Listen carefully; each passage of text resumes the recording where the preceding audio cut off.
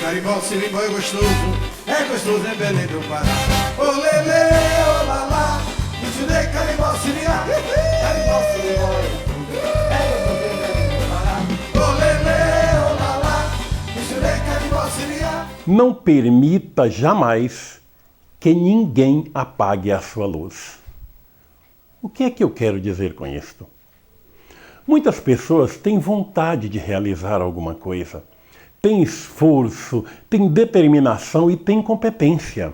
Acontece que, em muitos casos, há outras pessoas que se acham líderes e donas da consciência daqueles para não permitirem que elas realizem aquilo que querem realizar.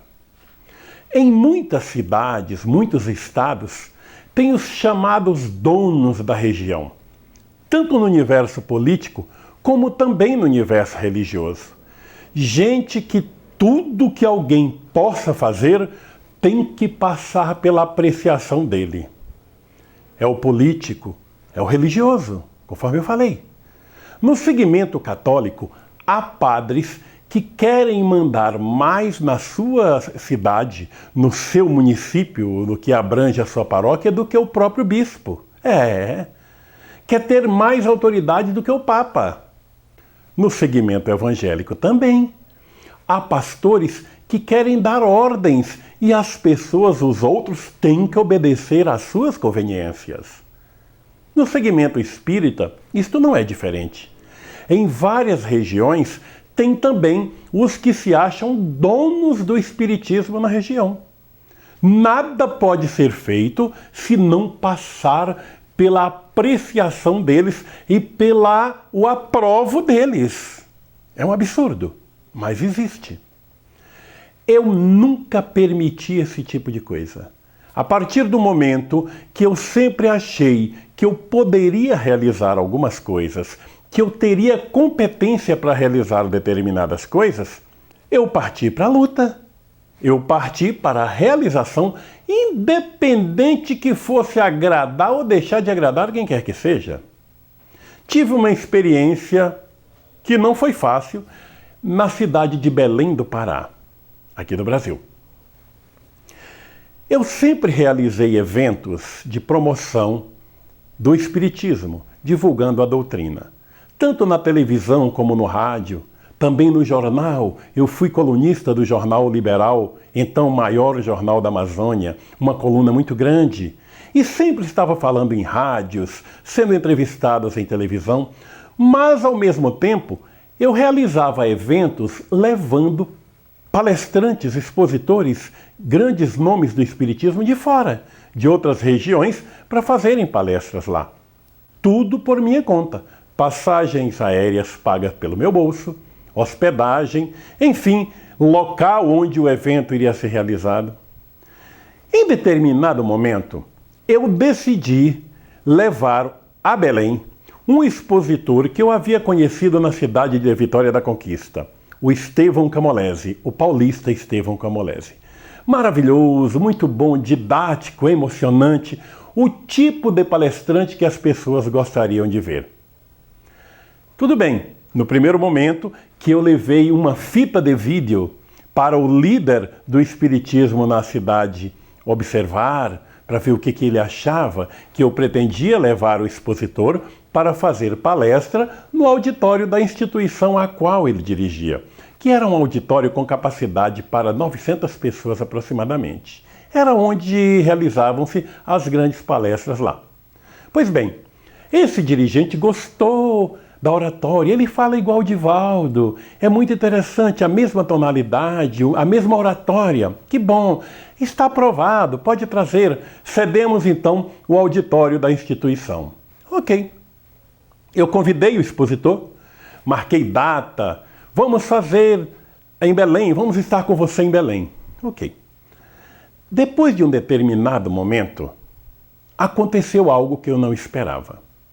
Esse dirigente ligou para minha casa e disse que não queria mais aquele palestrante em Belém. Não, eu não quero, mas o que houve? Por que o senhor não quer o expositor em Belém?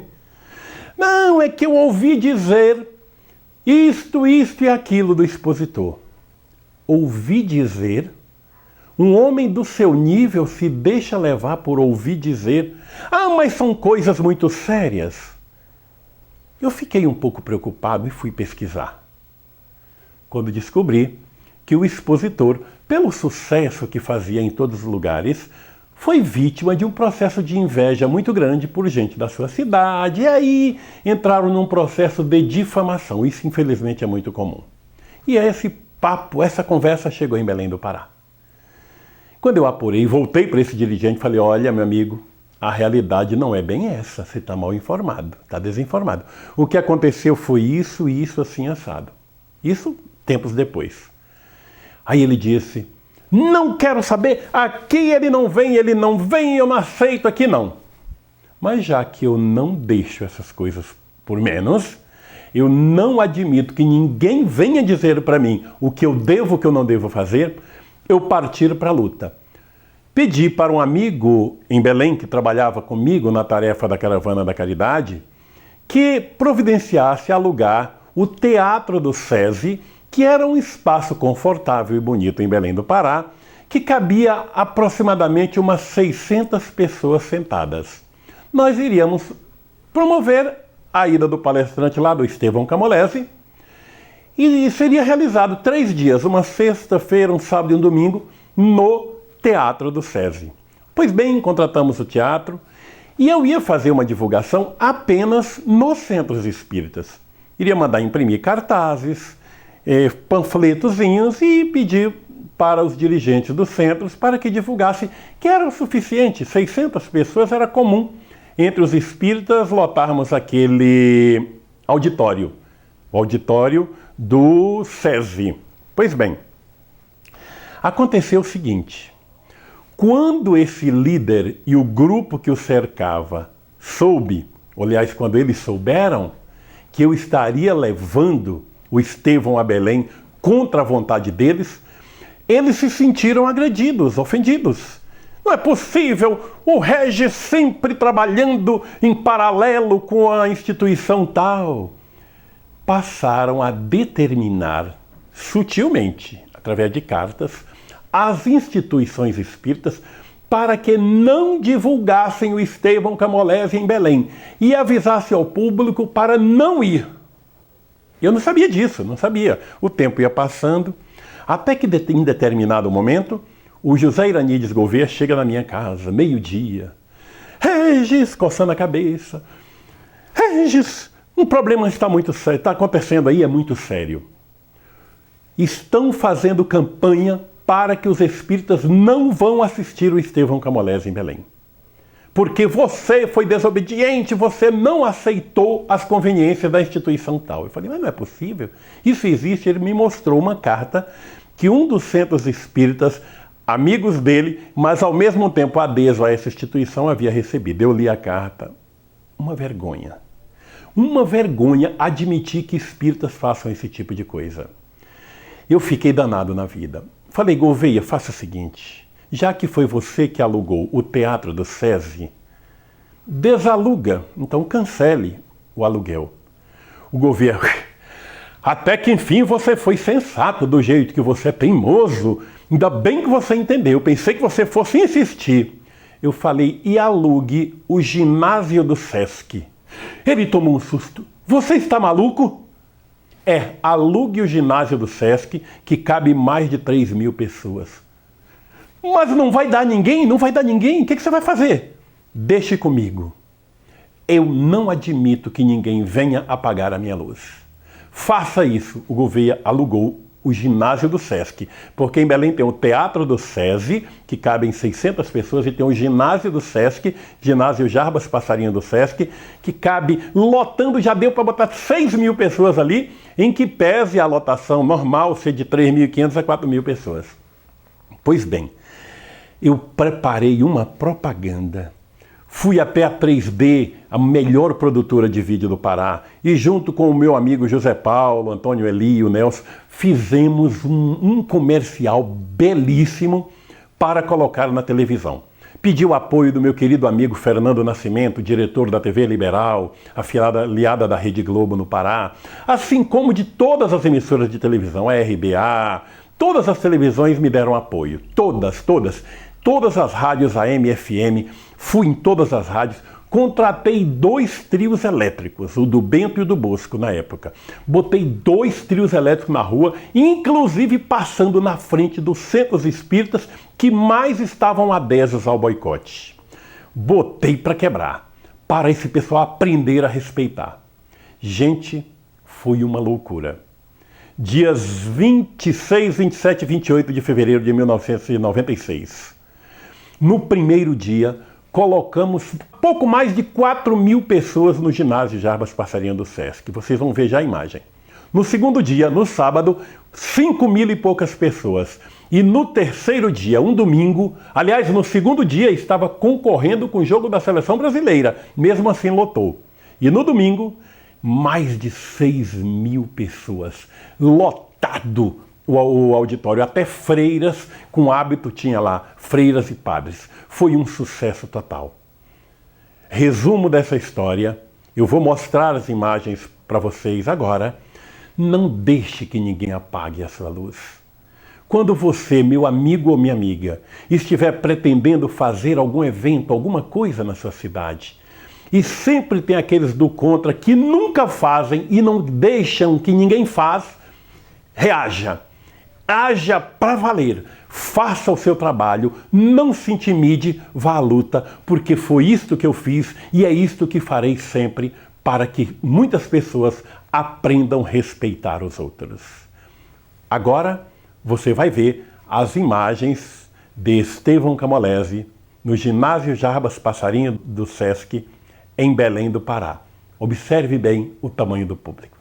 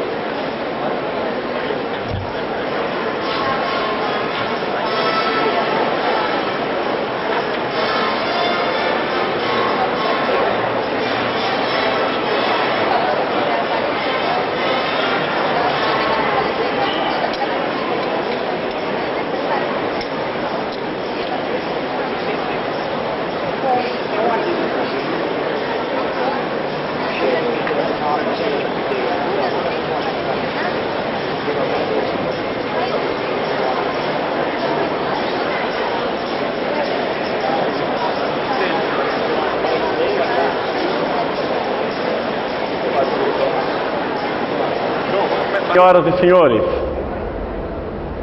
é com satisfação que a SEDA, Sociedade Espírita de Divulgação e Assistência, recebe todos os senhores, as senhoras e os jovens nesta noite aqui no ginásio Jarbas Passarinho do Sesc.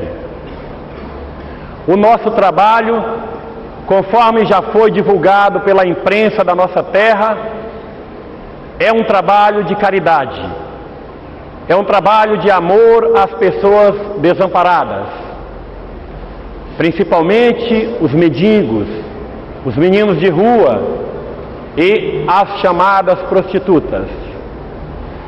Agradecemos também ao convite que fizemos a vocês e a resposta em trazer esses gêneros alimentícios. Podem ter certeza que eles serão muito bem aplicados pela nossa caravana, que todas as noites está saindo às ruas de Belém para atender os desamparados. E a SEDA está de portas abertas para receber as pessoas que estão desejosas de engrossar as suas fileiras, independente de barreira religiosa. Apesar de sermos espíritas, recebemos de braços abertos os nossos irmãos católicos, protestantes, quaisquer que sejam as suas denominações, e até mesmo sem religião. Porque a proposta da seda, através da caravana da caridade, está muito acima de qualquer rótulo religioso. A nossa principal religião a seguir é a religião do amor, a religião ensinada pelo Cristo. E é com esse mesmo espírito que queremos dar as mãos e receber o abraço de todas as pessoas que aqui vieram.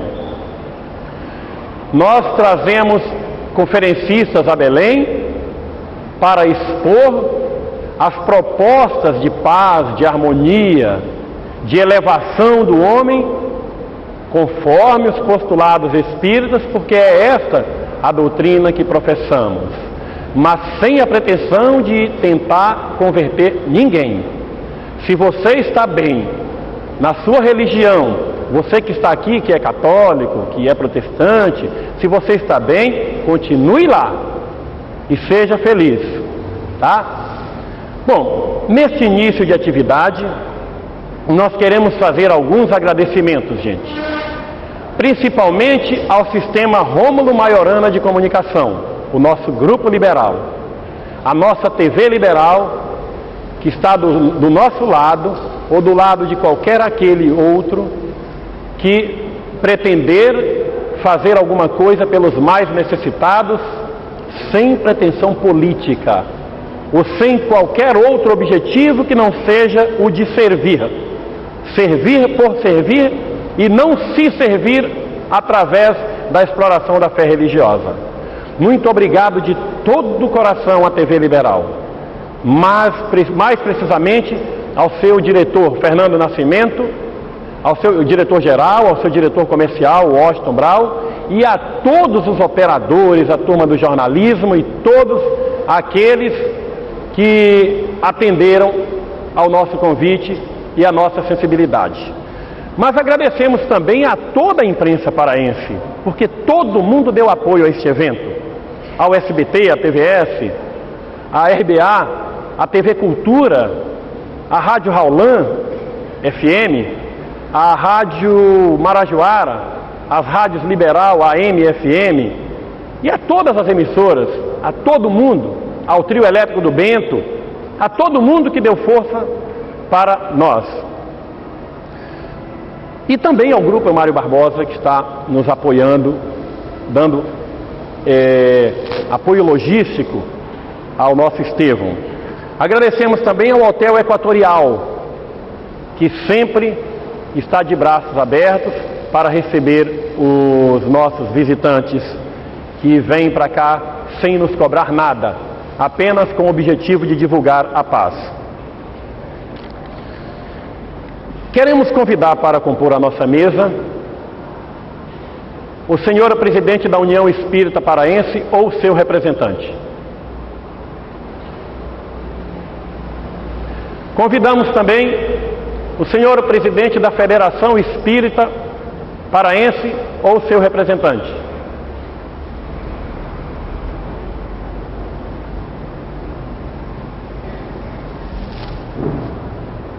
Muito obrigado, companheiro Oscar, pela atenção.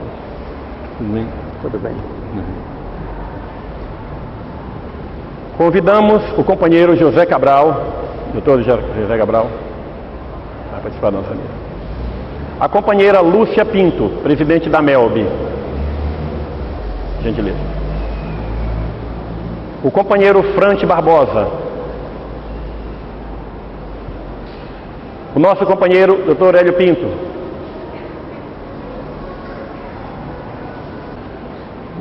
O expositor da noite, Estevão Camolese, nosso ilustre visitante. Vem pra cá.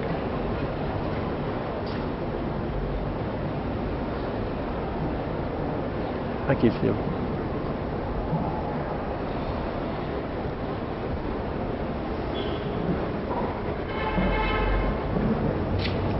Vocês podem sentar. Várias pessoas atendendo às reportagens da televisão, da rádio, do jornal, nos telefonaram perguntando o que é a seda, qual é o objetivo da seda, como funciona a Caravana da Caridade, como poderia participar. E nós vamos aproveitar esse evento para explicar às pessoas como é que a coisa funciona. A seda é uma sociedade espírita de divulgação e assistência, sobretudo a divulgação da paz. E no aspecto assistencial, o nosso objetivo é atender aos necessitados. Mas algumas pessoas perguntam, mas só dar comida é o suficiente? Não, nós não apenas damos comida. Nós damos comida, nós conversamos, nós chamamos a atenção muitas vezes de certas pessoas que estão na mendicância e parece que não fazem o menor esforço para sair de lá. Nós também somos rigorosos quando tem que ser. Nós damos banho, fazemos barba, cortamos cabelo, trocamos roupa deles, fazemos curativo, conversamos com eles, levamos uma palavra amiga, falamos no principal ídolo que nós humanos temos, que é o Senhor da vida, o Senhor Jesus, acima de qualquer religião. Nós ouvimos o que eles têm a dizer, procuramos ouvir. Quer dizer, nós procuramos estabelecer um relacionamento de amizade com eles, para que eles se sintam valorizados por alguém. Inclusive, vale salientar que amanhã eles estarão aqui conosco, viu? Estarão aqui sentados nas fileiras, nas primeiras fileiras, para participar da conferência. E a nossa caravana sai todos os dias às ruas. Nós compramos uma Kombi no mês de julho do ano passado, porque durante esses 6 anos e meio o trabalho vinha sendo desenvolvido no nosso próprio carro. Mas os carros modernos, com aqueles bancos de tecido, nós enfrentávamos problemas sérios, porque derramava suco, derramava sopa, manteiga, era um problema terrível. Às vezes nós precisávamos remover um da rua que estava ferido para um local de atendimento, uma Santa Casa, um pronto-socorro. Isso causava problema no nosso carro. Resolvemos então comprar um carro. Em julho do ano passado compramos a Kombi, pagamos a metade e nós vamos pagar o restante dentro de 4 meses. Mas o país passou por essa crise financeira terrível e encontramos dificuldade. Foi por isso que nós divulgamos na imprensa, gente, porque nós gostaríamos de manter a tarefa como vínhamos mantendo durante os 6 anos, apenas restrita àquelas pessoas que fazem o trabalho, convidando boca a boca, ou um ou outro que nos encontrava na rua era convidado a participar conosco, mas infelizmente não deu. Porque as prestações estavam se atrasando, os juros, advogados pressionando. Meu Deus, o que vamos fazer?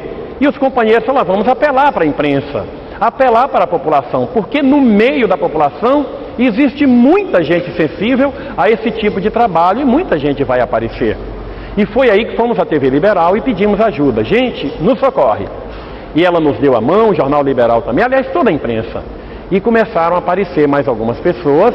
Um companheiro, um bom samaritano, e deve estar até aqui agora, né, governo? Ele resolveu emprestar o dinheiro para que a Kombi não fosse tomada. Pagamos e agora estamos pagando ele com dificuldade, mas pelo menos a Kombi já é nossa. Essa Kombi está na rua todos os dias. O trabalho geralmente é feito à noite. Nós saímos às 9 da noite e a volta depende do momento do dia, do que nós vamos encontrar.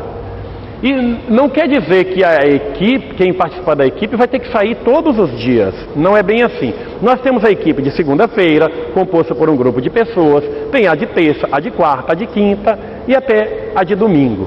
Queremos também criar equipes durante o dia, para quem tem tempo. Às vezes algumas pessoas aposentadas que estão dispostas a esse trabalho. E estamos prontos para receber essas pessoas. Mas há um fato que precisamos registrar aqui, principalmente caracterizando que nós não temos nenhuma objeção quanto à participação de pessoas de outras crenças.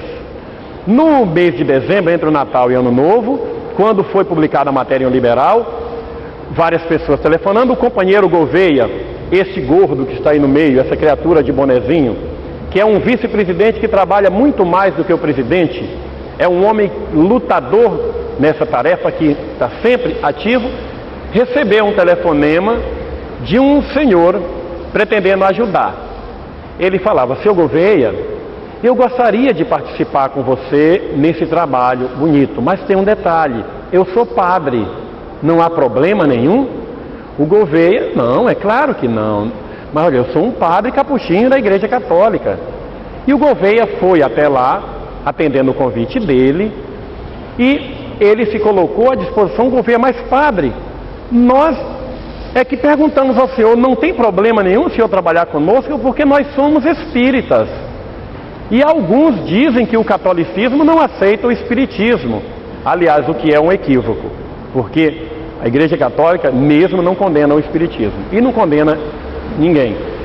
E o padre simplesmente afirmou para o Gouveia, depois de tirar R$500 da sua batina, entregar para o Gouveia ajudar a pagar a Kombi e também nos alimentos, afirmou: vou estar com vocês, vou sair à rua, porque religião é coisa de criança, infantilidade, essa disputa religiosa. A maior religião é a religião do amor.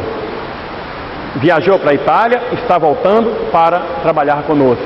Temos gente também da Assembleia de Deus que trabalha conosco, faz o pão. Então, gente, resumindo, para não tomar muito tempo, porque nós vamos ouvir o nosso Estevão, a seda está de braços abertos. Quem quiser, ligue para nós, dê o nome aqui na frente: eu quero participar com vocês, deixe o telefone, porque infelizmente nós não vamos poder conversar, ter o prazer de conversar com cada uma dessas pessoas, já que aqui temos mais de 3.000 pessoas, mas nós estamos de braços abertos. Vamos unir as forças, porque se nós quisermos, se todos quisermos, nós acabaremos com a fome. Não adianta esperar para o governo, porque infelizmente todo mundo sabe que é só teoria e pretensão político-partidária. É o que nós não temos.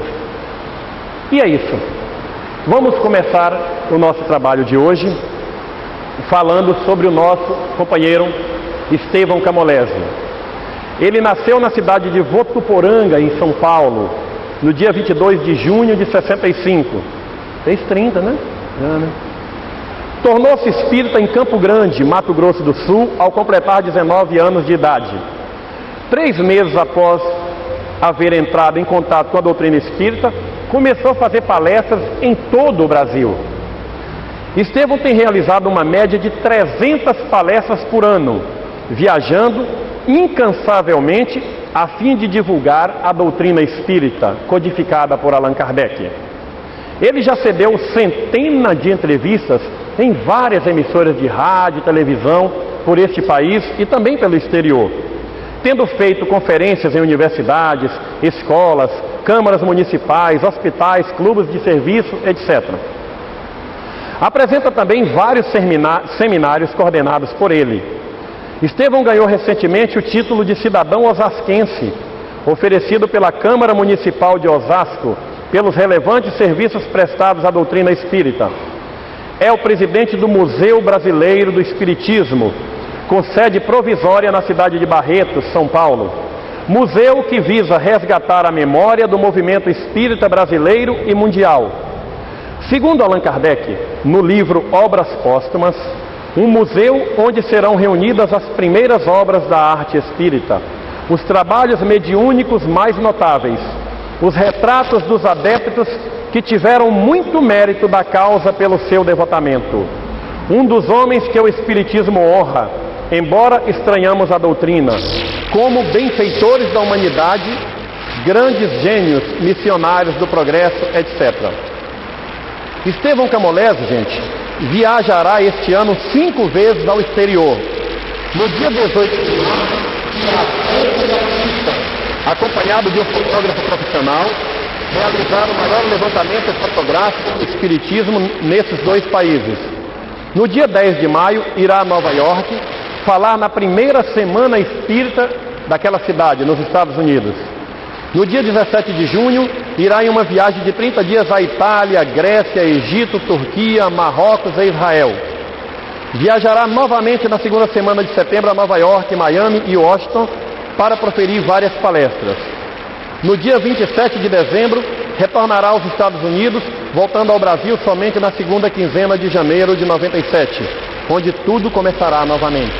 Esteve, inclusive, recentemente esteve na Europa, na França, na Inglaterra, em Portugal, falando em 12 cidades em Portugal. E a sua agenda está lotada. Não foi fácil conseguir um espaçozinho para ele vir a Belém. Então, gente, com vocês, com muito carinho, com muito amor, Estevão Camolese.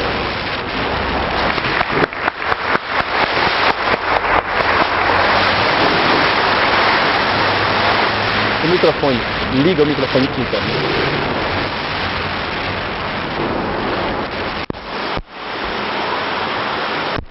Minhas irmãs, meus irmãos de Jesus, que Deus nos abençoe, nos proteja e nos dê a sua paz.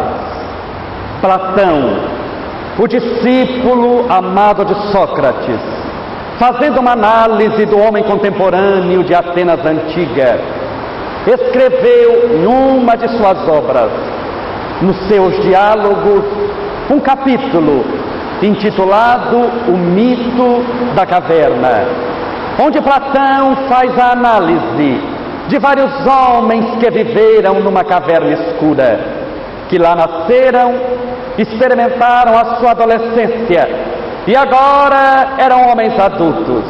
Mas segundo Platão, nessa história hipotética, que era uma crise, uma crítica à sociedade ateniense da época, eram homens que viviam de forma especial, sentados no chão, de costas para a entrada da caverna, de mãos e pés algemados. E Platão então narra que estes homens eram os homens das trevas, os homens da escuridão. Não tinham nunca o direito de ver a luz do sol, e a única coisa que poderiam ver na vida era a sombra de tudo que passasse nas suas costas. Por exemplo, se passasse um cão na porta da caverna, o sol que batia no cão projetava uma sombra na parede posterior. Naturalmente que essa sombra chegava deformada, e eles, observando-a, achavam o que melhor desejavam. Um olhava a sombra do cão e dizia: é um elefante. Eu sei, é um elefante. Outro dizia: não, é uma girafa. Eu sei, é uma girafa. O outro achava que talvez fosse um hipopótamo, um leão, e cada um achava uma coisa. Eram os homens da caverna de Platão. Mas eis que um dia, um deles rompeu os grilhões, quebrou as algemas e conseguiu escapar. Saiu à plena luz do sol do meio-dia e ficou cego por alguns instantes, porque os seus olhos estavam acostumados com a escuridão. Mas passado o período de perturbação visual, ei-lo que ressurge no mundo da luz e começa a ver a grandeza e a beleza da vida. Não mais a sombra do cão, mas agora o próprio cão. Não mais a sombra das coisas, mas agora as próprias coisas. E ele sentiu-se feliz. Andou pelo mundo, viajou por todo o planeta, viu o céu, as estrelas, os oceanos, o infinito. E em meio a tanta alegria, a tanta felicidade, ele teve saudade dos amigos e desejou voltar à caverna escura, para apresentar a mensagem de boa nova e de amor àqueles que não puderam escapar com ele. E voltou, numa atitude notável, voltou, adentrou-se na caverna escura e ficou cego por alguns instantes, porque agora os seus olhos estavam acostumados com a luz. Mas passado o período de perturbação visual, ei-lo que encontra os amigos e diz: meus irmãos, eu voltei para vos dizer da grandeza e da beleza da vida, para vos dizer que a vida é muito maior, é muito melhor do que essa caverna escura. E começou a narrar tudo o que ele havia visto. Quando conta Platão, há aproximadamente 25 séculos atrás, porque essa história é muito antiga, que todos os homens algemados caíram na gargalhada, escarneceram e disserem impossível que isto seja verdade, impossível, como é que só você viu e nós não? Quando o homem da luz redarguiu dizendo, porque fui somente eu que saí daqui. Nas trevas veremos trevas, na luz veremos luz. E ele então apresentou novamente a mensagem de esperança, e novamente os amigos o escarneceram. Ele apresentou uma contra-réplica, mas resumindo a história, Platão diz que aquele homem só não foi espancado pelos amigos, porque os amigos estavam algemados de mãos e pés. E Platão, com o mito da caverna, faz uma análise crítica à sociedade moderna ateniense. Hoje nós sabemos que a Grécia era o berço da cultura universal. Tivemos Sócrates, ele mesmo Platão, Aristóteles. Tivemos o buril de Fídias, a grandeza eloquente de Ésquilo, a tragédia de Tucídides. Para que os irmãos tenham uma ideia, era melhor ser vaiada em Atenas do que aplaudida no resto do mundo. Quando uma ideia era aprovada em Atenas, ninguém no mundo tinha a audácia de sequer contestá-la. E Platão faz análise destes homens dizendo, muitos eram filósofos, mas de uma filosofia boa para quem filosofava, mas péssima para o povo que não tinha acesso a coisa alguma. Era uma filosofia que não amparava os órfãos, uma filosofia que não socorria as viúvas, uma filosofia que não dava força para viver àqueles que não tinham acesso a ela.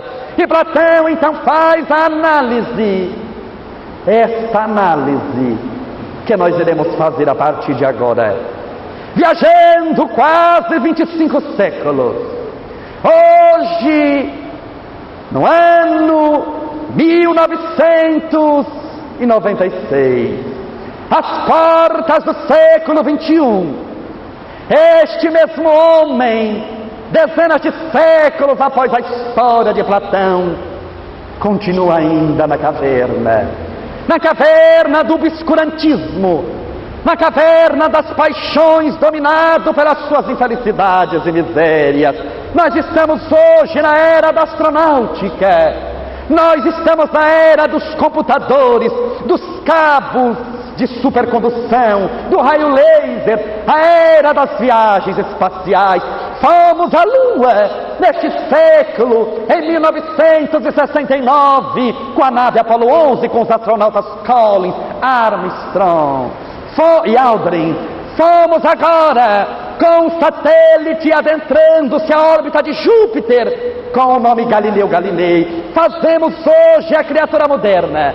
Nesta época de computadores, nesta época de avanços tecnológicos, nós, a humanidade, viajamos centenas de milhões de quilômetros em direção ao infinito, mas este mesmo homem não viaja 10 centímetros para dentro de si mesmo. Tem medo de fazer a psiconáutica, tem medo de conhecer a si mesmo, cujo conhecimento de si mesmo foi a base de toda a filosofia de Sócrates, quando ele, perante o santuário de Delfos, vê uma frase notável: conhece-te a ti mesmo. Ele sai dali renovado, a fim de conhecer a si mesmo, e calca toda a sua filosofia na base do conhecimento da verdade. Por isso hoje este homem moderno ainda anda na caverna escura de Platão, mas talvez Platão não soubesse que a criatura humana passa por 4 estágios de ordem espiritual falando, ou psicológico, como queiram, e que talvez os primeiros homens de Platão estivessem no primeiro estágio, o estágio da ignorância, quando a pessoa não sabe que não sabe. Por exemplo, tomemos um avião, pegamos um Jumbo 747, um dos maiores aviões do mundo, e o colocamos no aeroporto de Belém. E pegamos alguém que nunca andou de avião na vida e o levamos à cabine de comando do Boeing e fazemos um convite: meu filho, você está sendo convidado a pilotar esse avião de Belém a Paris, 12 mil quilômetros de distância, com 400 passageiros. Meus irmãos, qual vai ser a reação da pessoa ao ver mais de 300 instrumentos de navegação diferentes? Ele nem sabe que não sabe voar, porque ele é ignorante nos assuntos da aviação. É o que acontece, por exemplo, com a pessoa que adentra-se a doutrina espírita, mas nunca ouviu falar de reencarnação, de mortalidade da alma, de comunicabilidade dos espíritos. Ele não sabe que não sabe. São os homens da caverna de Platão, mas há um tipo pior. É aquele que não sabe, mas acha que sabe. Dá palpite sobre tudo, fala sobre tudo, mas é aquilo que ele acha que é, sem necessariamente ser. O segundo estágio é o estágio em que a pessoa está a par. Já ouviu falar, ele sabe que não sabe. Voltemos ao avião em Belém. A pessoa agora já fez o curso teórico de aviação, já estudou 4 meses, conhece todos os instrumentos, mas não tem a prática. É levada à cabine de comando do avião, é convidada a pilotar até Paris, e ela diz: eu sei que não sei fazer o voo, porque se eu tenho a teoria dos instrumentos, eu não tenho a prática. Seria muito arriscado levar 400 passageiros daqui a Paris. É a pessoa que adentrou-se à casa espírita, já ouviu falar da reencarnação, da imortalidade da alma, da comunicabilidade dos espíritos, mas nem por isso é um expert no espiritismo, porque ele está a par. O nosso terceiro estágio é o estágio do conhecimento. Quando a pessoa sabe que sabe. Voltemos ao avião. A pessoa fez o curso teórico de aviação e também fez o curso prático. Ela agora é um piloto de Boeing.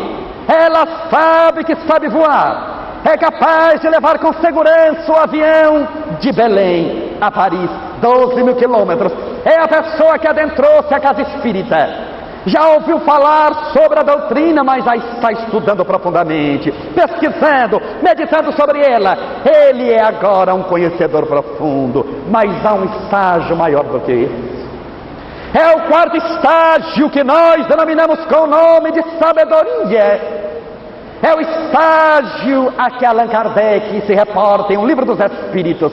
É o Livro dos Médiuns como sendo o estado dos espíritos puros. Eles não sabem que sabem. Vamos exemplificar, para podermos identificar a diferença entre conhecimento e sabedoria. Conhecimento é a pessoa que sabe que sabe. Por exemplo, é aquela nossa amiga que tirou carta de automóvel hoje no Detran. Ela sabe que sabe dirigir, fez todas as provas, passou, fez todos os exames práticos, passou. E a prova de que ela sabe que sabe dirigir é a sua carteira de habilitação. Ela tem conhecimento. Muito bem, nós vamos fazer um teste com ela. A levamos ao centro da cidade de São Paulo, 6 horas da tarde, para dirigir. É o seu primeiro dia. Como é o primeiro dia de alguém que dirige? Está ansioso, as mãos estão geladas, tem que se concentrar. Para dirigir, então, ela pensa: agora eu preciso engatar primeiro. Pensa primeiro, engata depois. Agora eu preciso engatar segunda. Pensa e engata segunda. Vê um sinal vermelho, agora eu preciso brecar. Pensa, depois breca. Aí você faz um teste. Enquanto ela dirige, você faz uma pergunta: minha amiga, enquanto você dirige sem parar o veículo, conte para nós sobre aquela festa que você foi quinta-feira passada. Conte. Ela breca o automóvel, olha para você nervosa e diz: não me atrapalhe, você está tirando a minha concentração. Tem conhecimento, mas é incapaz de fazer 2 coisas ao mesmo tempo. Sabedoria é a pessoa que já dirige há 30 anos. Pergunte a alguém que já dirige há 30 anos como é que ele faz para dirigir. Ele ou ela não sabem. porque não precisam se concentrar para fazer. Já fazem por naturalidade. Daí a condição dos espíritos puros, eles não estão bem, eles são o bem. Daí porque a pessoa que chega e diz: eu perdi a paciência com fulano, fulano me irritou tanto que eu perdi a paciência com ele. Meus irmãos, não é para desanimar, mas ninguém perde aquilo que nunca teve. A pessoa não era paciente, estava calma, mas à medida em que veio a primeira contrariedade, ela perdeu a calma, mas não a paciência, porque paciência é virtude. E nós já estudamos na doutrina espírita que uma vez lograda, obtida por nós, nós não a perdemos nunca mais. Daí porque na vida, quem sobe sem Deus sobe muito, mas quando desanda a cair, saímos de baixo. E aqueles que na vida sobem com Deus, fazendo um esforço hercúleo, sobem numa vida inteira isso daqui, mas o que sobe não descem nunca mais, porque foram virtudes que eles conquistaram.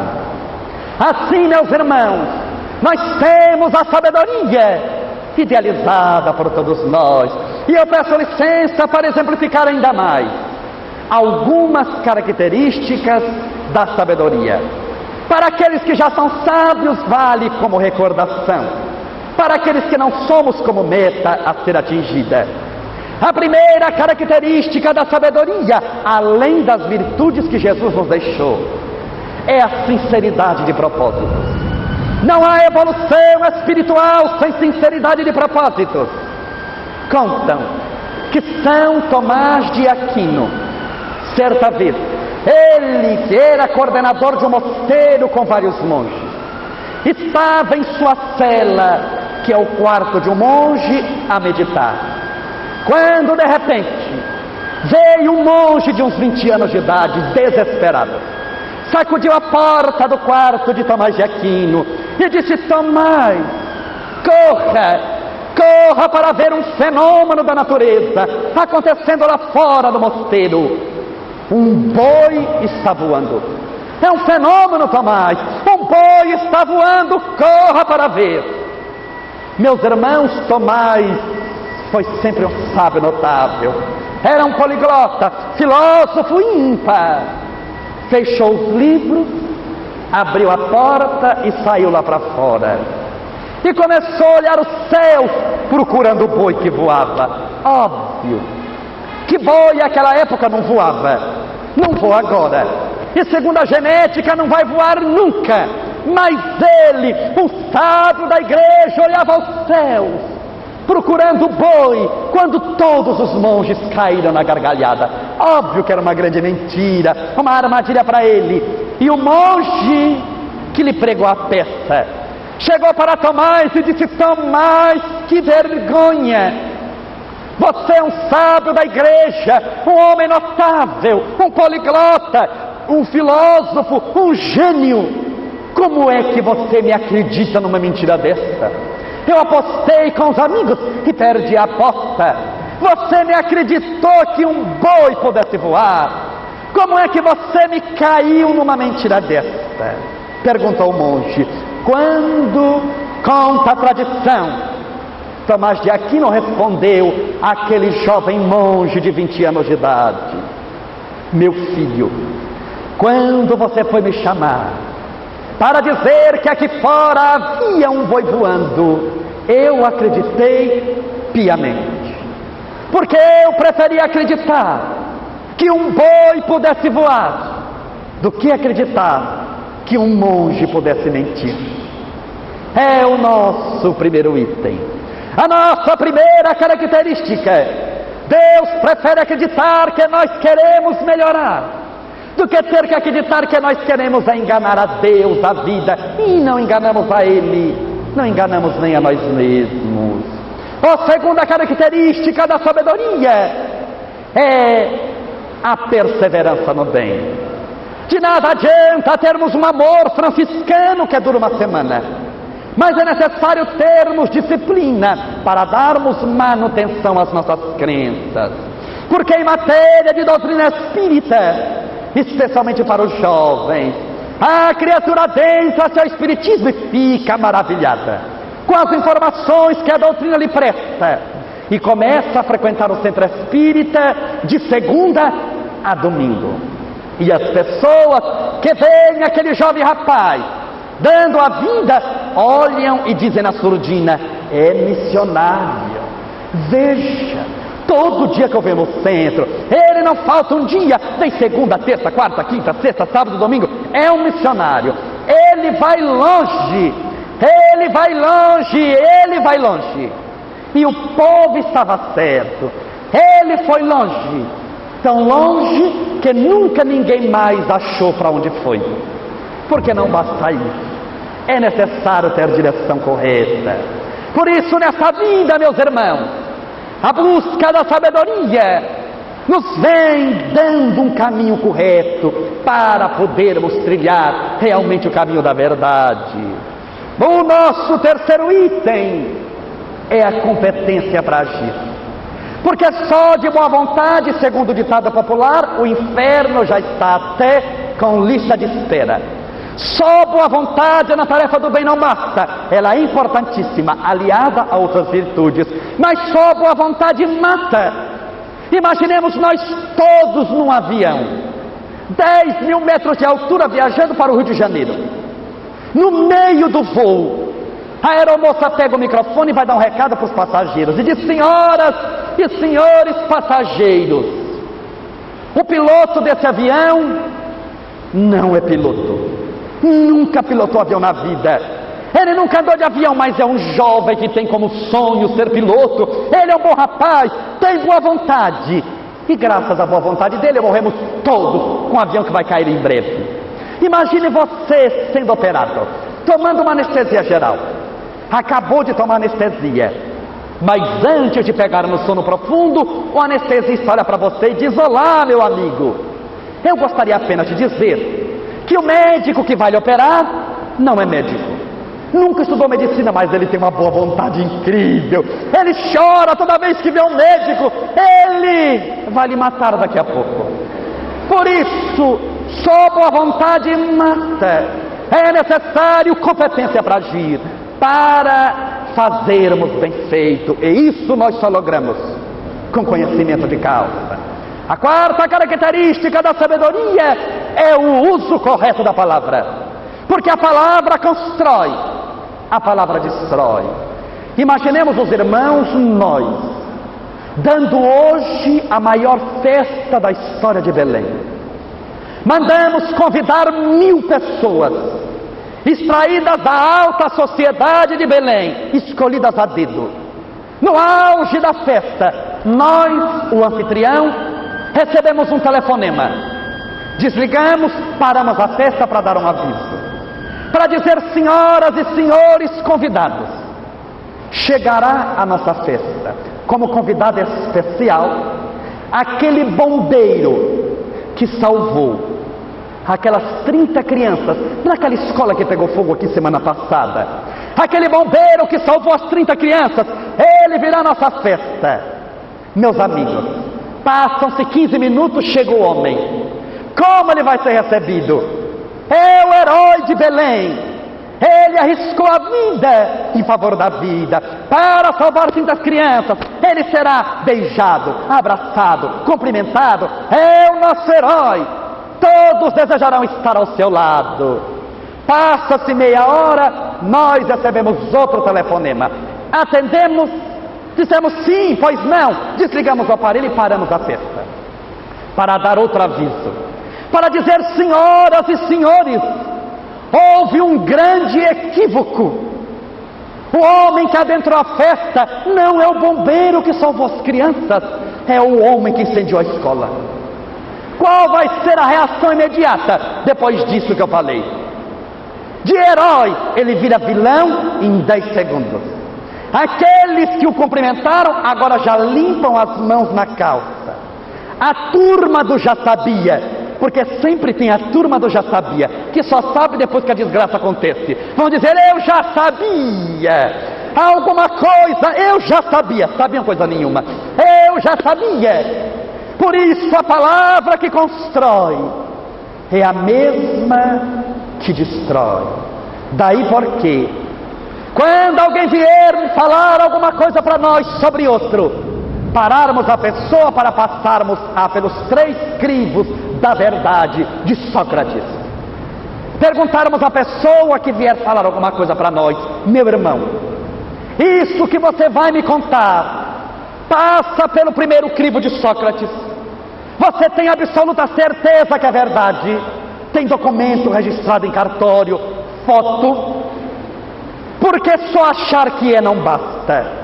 Porque nós estudamos em psiquiatria, em psicologia, que a criatura humana que é problemática, sexualmente falando, tende a encarar todos os outros como problemáticos sexuais.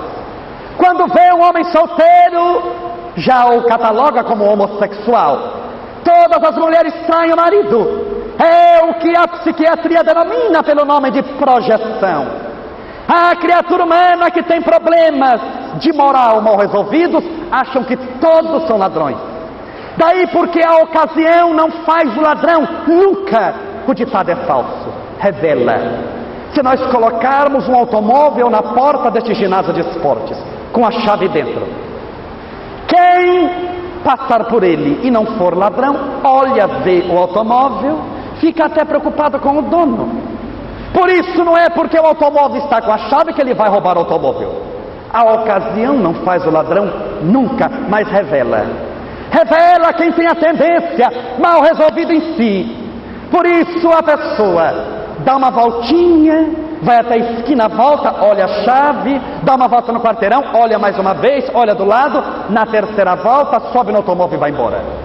Por isso a palavra que constrói, a palavra que destrói. Daí porque Dr. Adolfo Bezerra de Menezes Cavalcante propõe que o cristão espírita deve ser o sepulcro vivo da maledicência alheia. Chega em nós, e nós enterramos em nós mesmos. E André Luiz, através das mãos abençoadas de Francisco Cândido Xavier, propõe que nós devemos ser estação final de toda a fofoca. Mas há o segundo crivo de Sócrates. Não basta ter prova e documentos. Isso que você quer me contar, você tem certeza que é bom para mim? Porque nós já temos tantos problemas. Se o que você vai me contar não é bom para mim, não me conte, porque isso não vai me acrescentar nada. Mas há o terceiro crivo de Sócrates. Você tem absoluta certeza que é verdade, tem fotos, documentos, tem certeza que é bom para mim, tem absoluta certeza que é útil para os outros.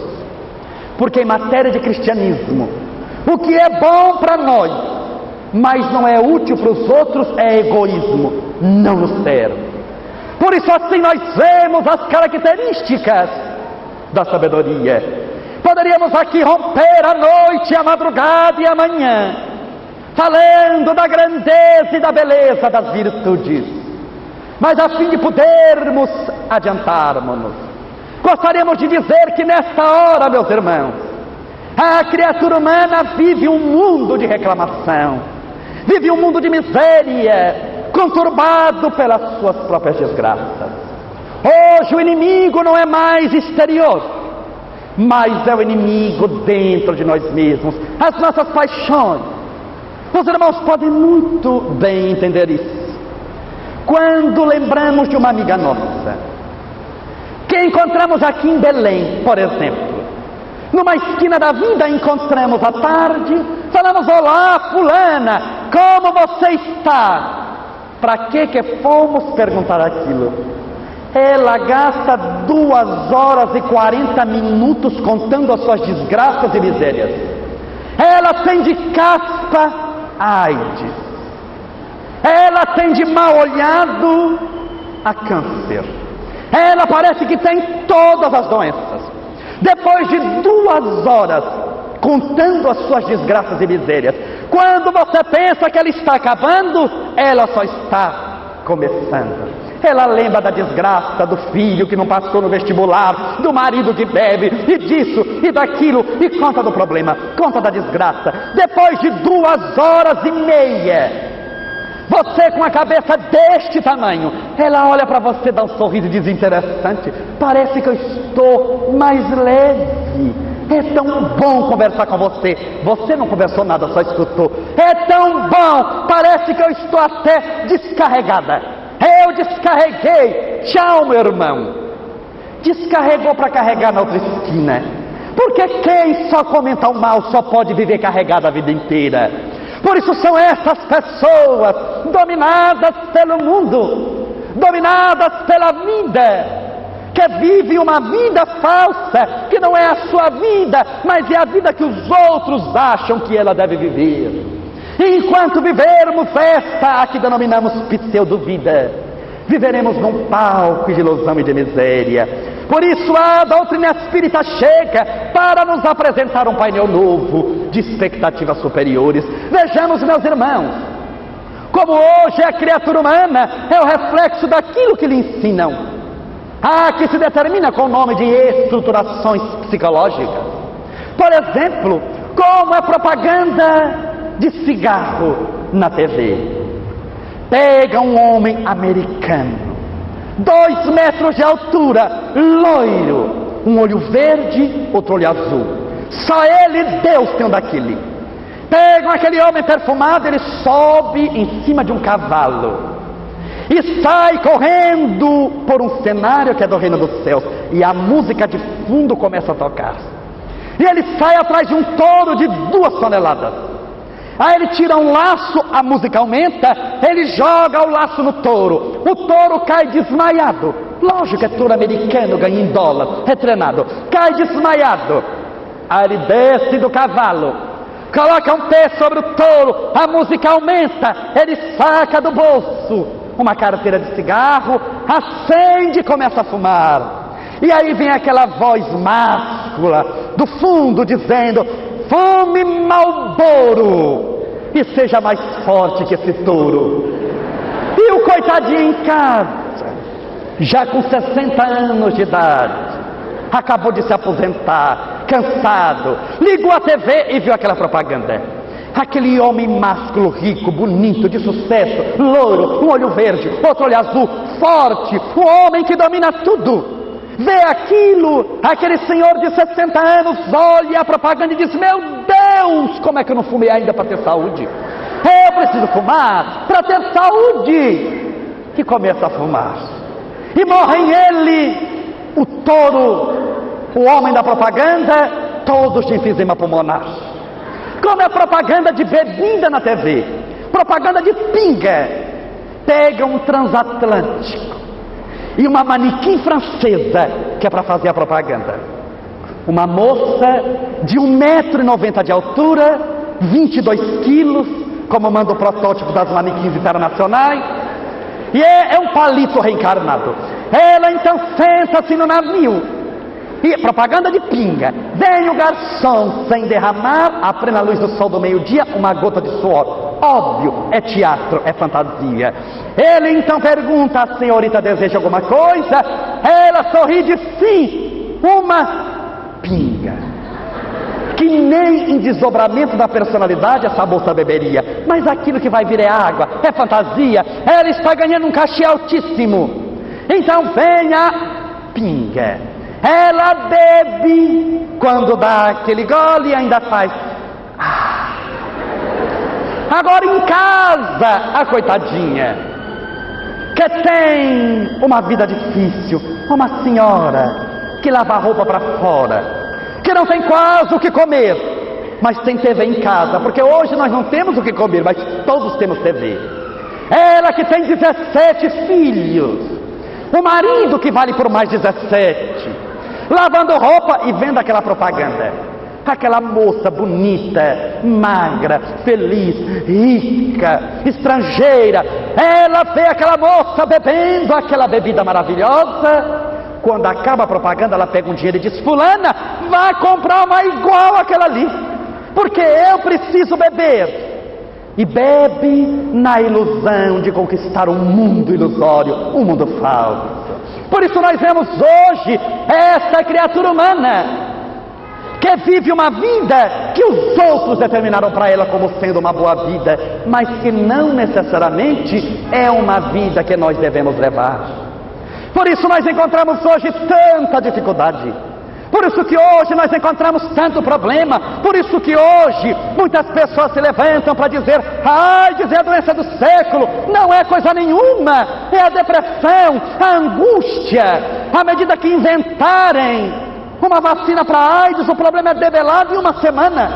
Mas não há vacina contra a depressão, contra a obsessão, contra as tristezas do dia a dia, contra a falta de educação para viver melhor. Por isso, meus irmãos, a doutrina espírita chega para nos ensinar a mudar uma coisa.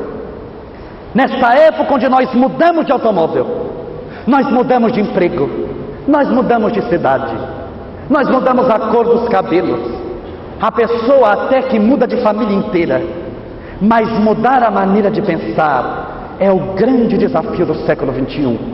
Mudar aqui a maneira que encaramos a vida, mudarmos a maneira de pensar. Por isso faz-se mistério darmos uma reestruturação nova à nossa vida. Nós não somos essa pessoa miserável que todos dizem que nós somos. Nós valemos alguma coisa, nós somos filhos de Deus. Mudarmos a maneira de pensar para largarmos tanta miséria.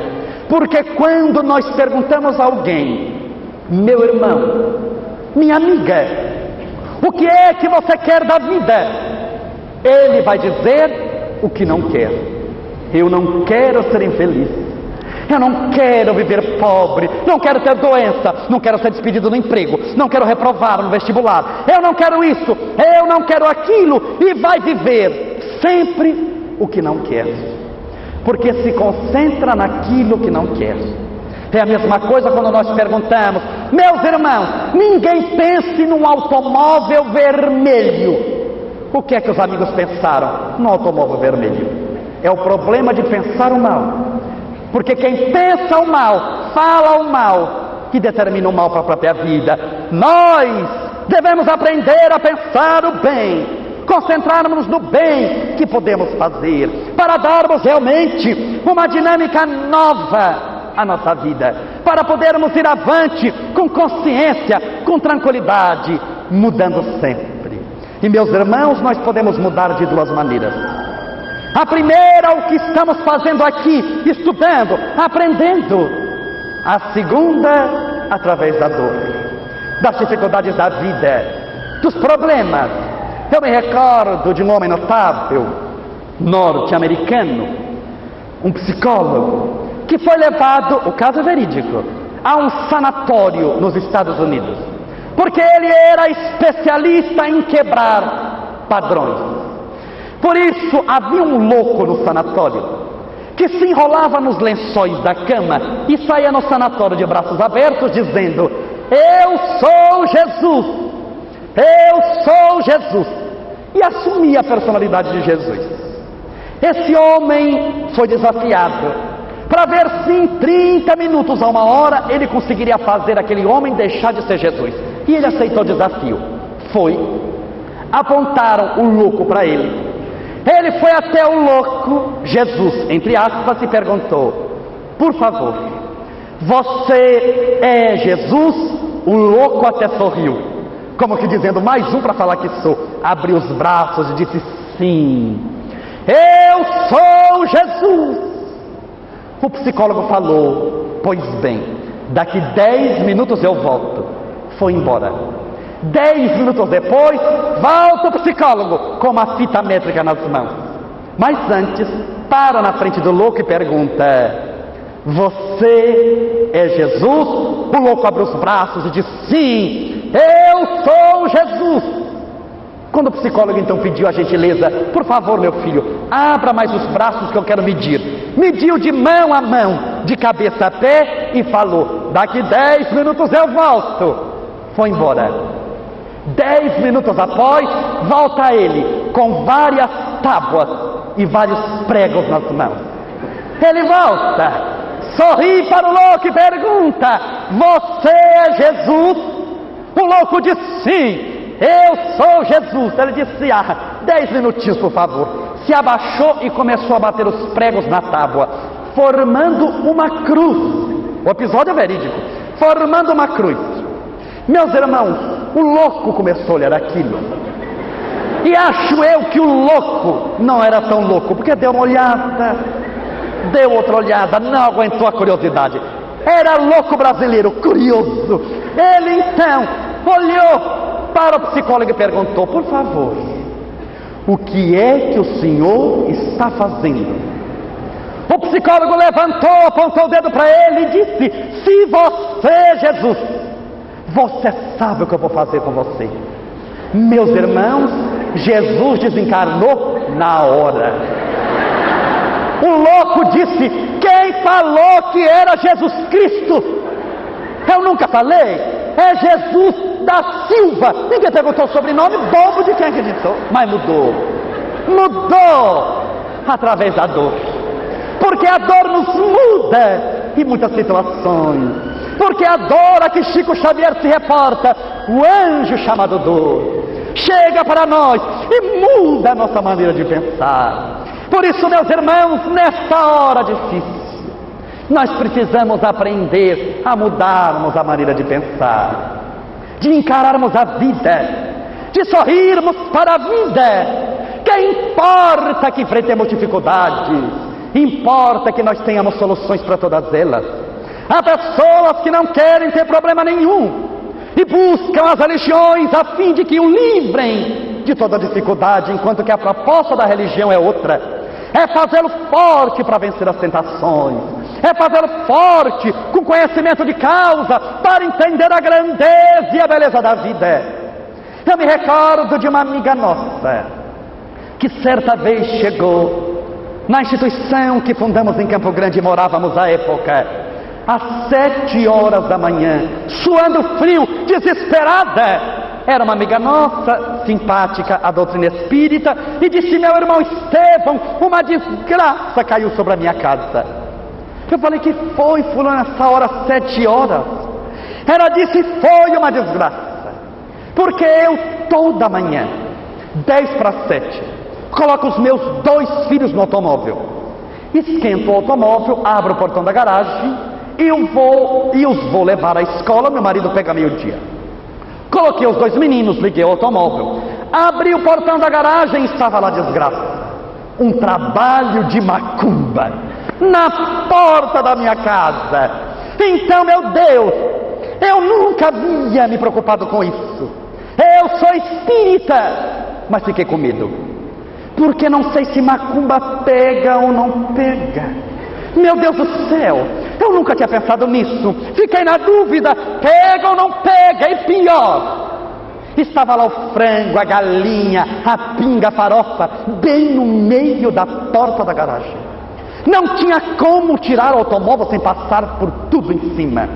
Então eu fiquei desesperada. Eu estou aqui para saber a sua opinião. Macumba pega ou não pega? Eu disse: minha irmã, eu dou minha opinião, mas antes você vai me contar um segredo. Como é que você conseguiu tirar o automóvel da garagem? Porque eu vi que ela tinha vindo de automóvel. Como é que você tirou o automóvel da garagem? Ela disse: eu usei de uma ardilosidade em casa. Fiz ar de importante, ergui os ombros e chamei a empregada que mora em casa e falei: fulana, vem aqui. Fiz assim com muita segurança: fulana, eu sou espírita, esse negócio de macumba não pega coisa nenhuma. Vai lá, minha filha, e varre tudo logo e vamos embora. Porque era ela que pegava na macumba. Se pegar, pega nela. Que encostou. Mas eu estou desesperada, porque a macumba foi feita na porta da minha casa.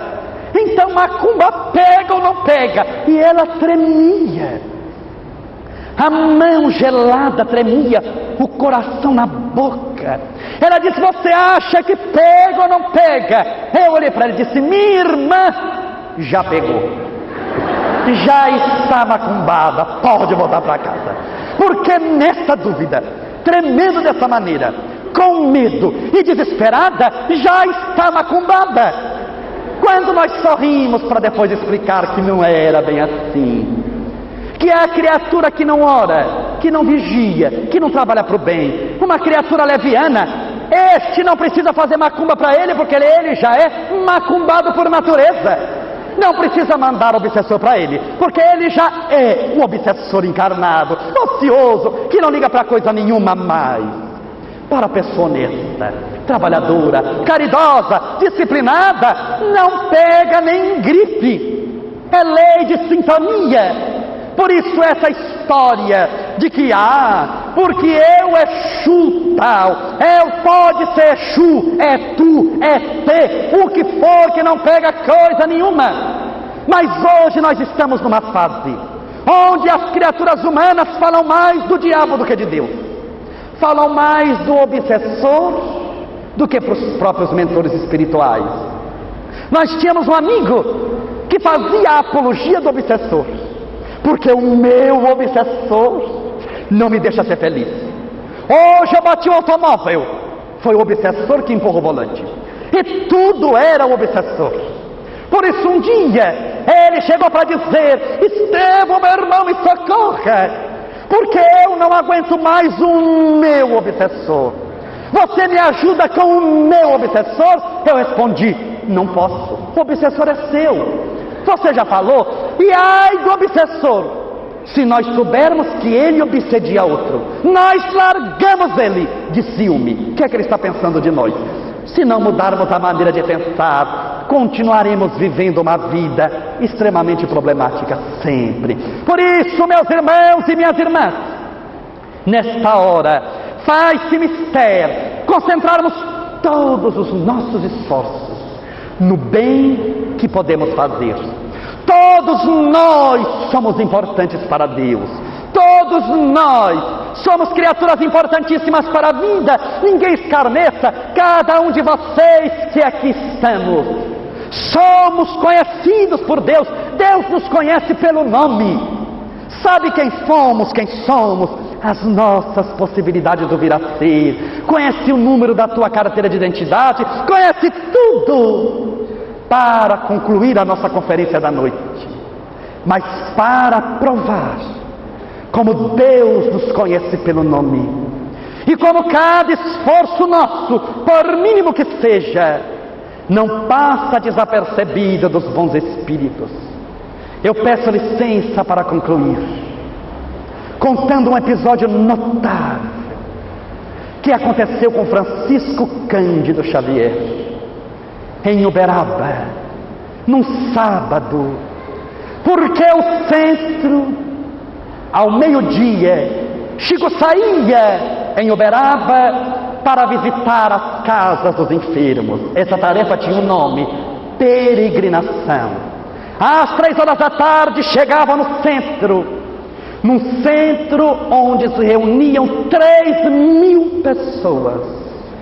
Chico chegava, era feita uma prece, e 30 mães, somente mães que tinham filhos desencarnados, que pela manhã tinham vindo ao centro pegar uma ficha, eram aquele instante atendidas pelo médico. Eram chamadas do número 1 ao número 30, Chico dava notícias do filho rapidamente. Às 4 horas da tarde, Chico se concentrava, e então havia a psicografia, o receituário homeopático mediúnico pelo espírito de Dr. Adolfo Bezerra de Menezes. Às 8 horas da noite era feito o estudo do Evangelho. Chico Xavier ia à frente do público, oradores faziam a conferência, e ele, concentrando-se, recebia mensagens dos desencarnados, de parentes do público que ali estava, até 3 horas da madrugada. Porque às 3 horas da madrugada até às 5 horas, Chico Xavier lia todas as mensagens que ele havia recebido até aquele instante. Às 5 horas da madrugada, ele atendia um por um, cumprimentando, abraçando, escutando as dores. Às 8 horas ou 9 horas da manhã, já do domingo, ele atendia as caravanas que vinham de fora, para meio-dia ir para casa, tomar banho e voltar para o centro, porque domingo era tudo a mesma coisa. Anos sem faltar um dia, até os seus 3 infartos, se deram nas férias. Este homem não tem um atestado médico. Em 35 anos não faltou um dia. Meus irmãos, em determinado sábado, no grupo espírita da Prece, onde Chico Xavier trabalha até hoje, pela manhã foram entregues as 30 fichas de cor marrom, numeradas do número 1 ao 30, somente para mães que tinham filhos desencarnados. Às 3 horas da tarde, Chico chegou, fizeram a prece. As 30 mães ficaram em fila.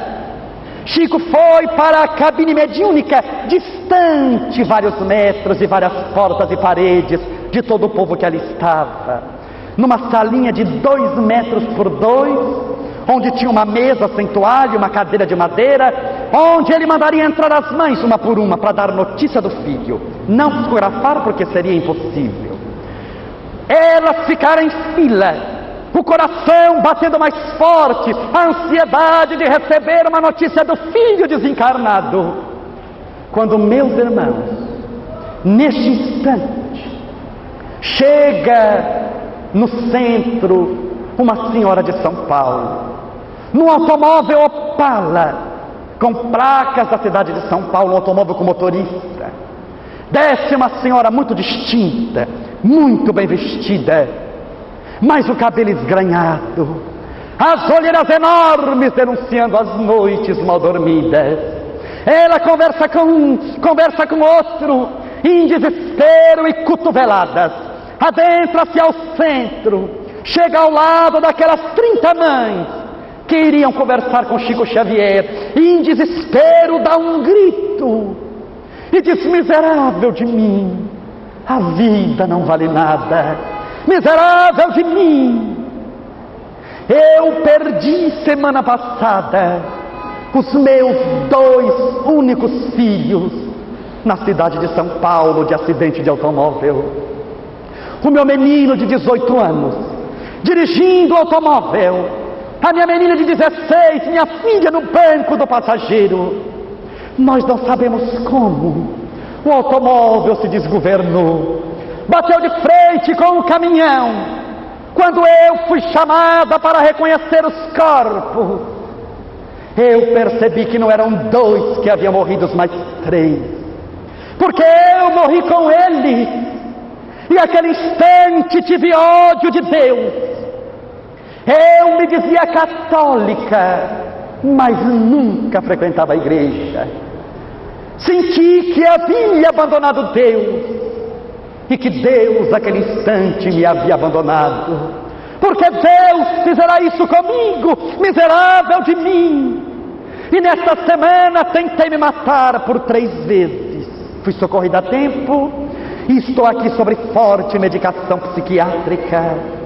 Mas ontem à noite recebi uma visita de uma amiga minha que disse: fulana, eu também perdi um filho.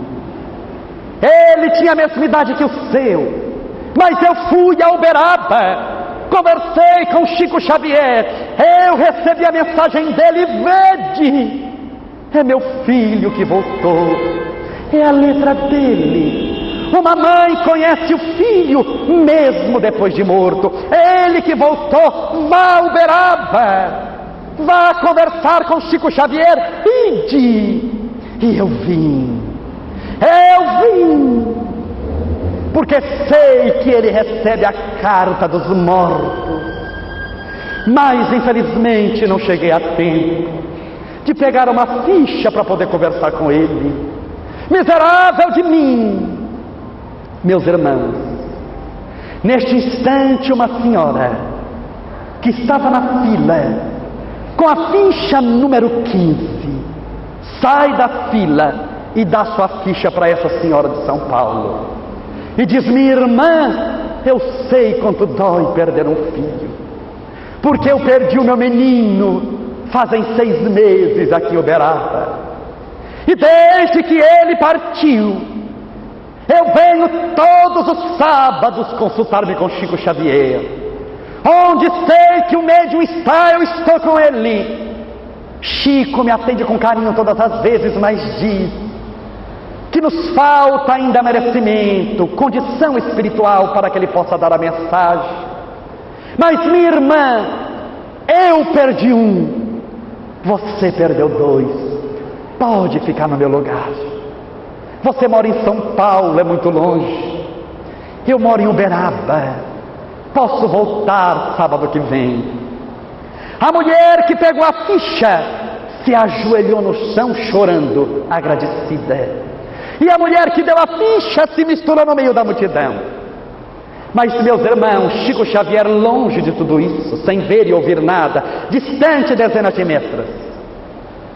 Passaram-se 10 minutos e nada de Chico Xavier mandar entrar alguém.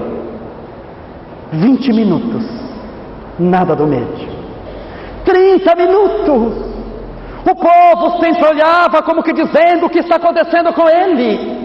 Já fizeram uma prece, ele estaria pronto. 40 minutos e nada de Chico Xavier. 50 minutos, o povo preocupado. 1 hora, quando alguém resolve ver se Chico estava passando bem, poderia ter sido tomado de um infarte, abriu a portinha da sala.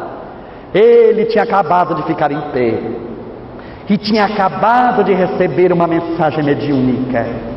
Estava com um calhamaço de papel nas mãos. Saiu no meio de uma multidão 2 vezes maior do que a que estamos hoje. Trouxeram o microfone, a sua voz é muito baixa. Ele havia recebido uma mensagem mediúnica. Nunca havia feito aquilo aquele instante. Pegou a última página da mensagem e leu o nome do espírito que assinou, dizendo naquela sua voz mineira e baixa: o espírito que assinou essa mensagem chama-se fulano de tal. Meus irmãos, quando Chico Xavier declinou o nome do espírito, um grito veio lá de trás da multidão, rompendo o silêncio: é meu filho! É meu filho que voltou, Chico! É ele que voltou, louvado seja Deus! Era o filho da mulher que havia dado a fichinha para outra. A mulher vem desesperada, segura nos braços do médium, e Chico Xavier começa a ler a mensagem, que se inicia exatamente com essas palavras: mãezinha querida do coração, não era para eu escrever esta tarde para a senhora, mãe. Não estava no programa espiritual estabelecido pelos benfeitores desta casa. Mas o teu gesto de amor e de caridade, dando a tua fichinha para aquela mulher, comoveu tantos espíritos que assistiram, que eles me foram buscar, para que eu pudesse dizer para a senhora que estou vivo e que, sobretudo, agora lhe amo ainda mais. 120 páginas de amor se sucederam após essa. Quando o menino desencarnado falava: mãe, não era para escrever, mãe, não estava no programa estabelecido, mas o teu gesto de desprendimento, de caridade e de amor comoveu tantos espíritos que assistiram, que eles me foram buscar, para que eu pudesse dizer para a senhora que estou vivo e que, sobretudo, lhe amo ainda mais. Sendo assim, meus irmãos, vamos avante. Todos temos as fichas das possibilidades evolutivas em nossas mãos, que muitos depositam no lixo desperdiçando-a, que muitos, a título de economia, as retêm nas palmas das mãos. Mas somente aqueles que estendem as mãos, que soerguem, que amparam, que abençoam, que iluminam, experimentarão um mundo melhor, um mundo de paz, um mundo de renovação. Por isso vamos avante, aconteça o que acontecer, concentrando todos os nossos esforços no bem que podemos fazer. Importante é ser bom, importante é ser justo, importante nesta hora é arregaçar as mangas da boa vontade e partir avante, com Jesus, por Jesus, para Jesus, e com os bons espíritos e com Deus, e que os amigos de Belém prossigamos todos nas trilhas da caridade e do amor, da paz e da renovação, cada um de nós brilhando a nossa luz, centuplicando as nossas possibilidades renovadoras e sorrindo para a vida. Nós somos filhos de Deus, e isto basta para todos nós. Por isso que Ele, nesta noite, ajudando-nos a meditarmos sobre as próprias possibilidades e oferecendo-nos a regeneração necessária, que Ele nos abençoe, que Ele nos proteja e que Ele nos dê a sua paz. Não esta paz ainda mentirosa dos homens, uma paz alienada, problemática, infeliz, uma paz de gabinetes, mas que Ele nos dê a sua paz, que reabilita, que educa, que ilumina, que faz-nos escutar os gritos e os brados que vêm de Israel. Vós sereis reconhecidos como meus discípulos, por muito vos amardes. Muita paz, muito obrigado, meus irmãos, e que Deus vos abençoe sempre. Muito obrigado a todos.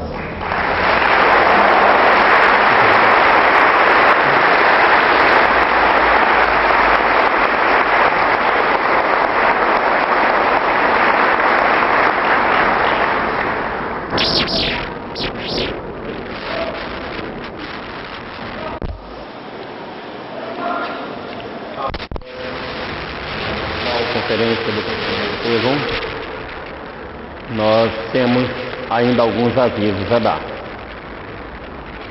Em primeiro lugar, lembrar a todos que o tema da conferência de amanhã, assim como a de domingo, não será o mesmo.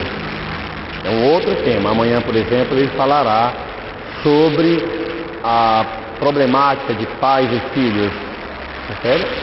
A família de um modo geral. É um tema, tá? E vou agradecer também e lembrar também espírito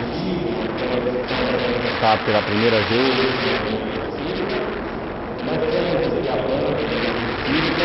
ali com obras bastante interessantes. O livro o Allan Kardec,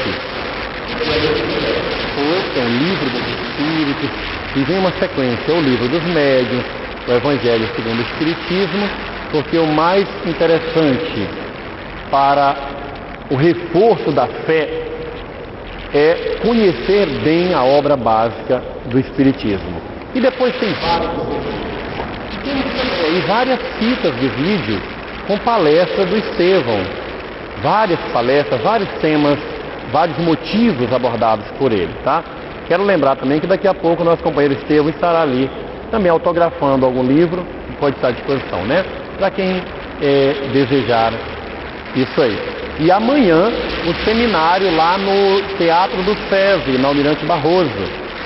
Haverá um seminário conduzido pelo Estevão, será amanhã das 14h30 às 18h, continuando no domingo das 9h ao meio-dia, tá? O ingresso é um quilo de alimento não perecível para os nossos companheiros necessitados, ok?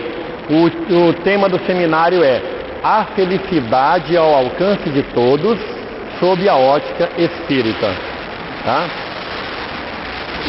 Deixa eu ver aqui alguns avisos. Outra coisa, a empresa Luditur Turismo está aqui com uma mesa organizando uma caravana para as pessoas que desejam participar da Semana Espírita de Vitória da Conquista no estado da Bahia.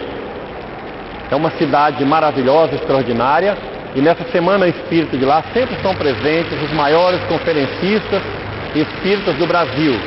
Foi lá que nós conhecemos o querido Estevão e resolvemos trazê-lo ao Pará. Lá estará Divaldo Franco, José Medrado, José Raul Teixeira e uma série de conferencistas espíritas. E a Luditur, o pessoal está aqui para organizar essa caravana, e nesse domingo vai ter um almoço, o Estevão vai estar junto com a turma para um bate-papo, onde eles vão mostrar o ônibus. É um ônibus, uma verdadeira nave espacial, uma beleza, tá? E lembrando também o Espiritismo via satélite. Todos os primeiros domingos de mês, das 10h10 da manhã às 11h50, apresentamos um programa para quem tem antena parabólica, para assistir o programa a respeito do Espiritismo. E nesse primeiro, que ocorrerá no dia 3 de março, nós teremos como convidado o Dr. Alberto Almeida, daqui do Pará. É médico homeopata e também um dos conferencistas espíritas mais conhecidos nesse país. Bom, e amanhã todo mundo aqui. Vamos agora agradecer a Deus pela oportunidade do trabalho de hoje. Era para fazermos no início do trabalho, mas a nossa empolgação foi tão grande com a resposta de vocês.